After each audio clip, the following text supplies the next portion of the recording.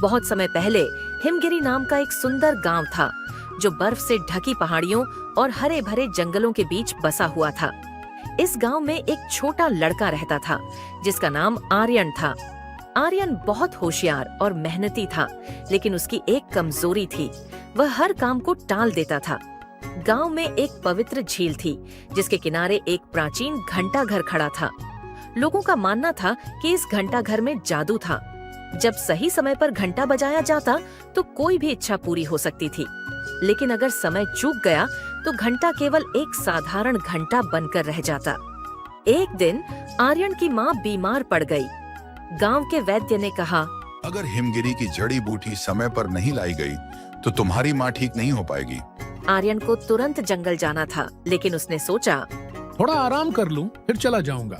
आर्यन ने देर कर दी और जब वह जंगल पहुंचा तो सूरज ढलने वाला था। उसने जल्दी जल्दी जड़ी बूटियां इकट्ठा की और वापस गांव की ओर भागा।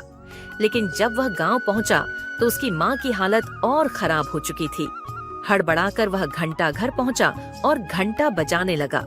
अचानक एक जादुई प्रकाश प्रकट हुआ और एक परी दिखाई दी। परी ने कहा, तुमने घंटा तो बजा दिया, लेकिन क्या तुम्हें पता है कि तुम्हारी देरी ने क्या किया? आर्यन ने सिर झुका लिया और कहा, मुझे माफ कर दो, मैं हमेशा चीजों को टाल देता हूँ। परी ने मुस्कुराते हुए कहा, यह एक सबक है। सही समय पर काम करना ही सच्चा जादू है। ये घंटा तुम्हारी माँ को बचा सकता है, लेकिन अगली बार देर की तो जादू नहीं होगा। आर्यन ने अपनी गलती से सीखा। उसकी माँ ठीक हो गई और उसने अपनी आदत सुधार ली। अब वह हर काम समय पर करने लगा। गांव में लोग उसे समय का रखवाला कहने लगे। सही समय पर किए गए काम का महत्व जादू से कम नहीं होता।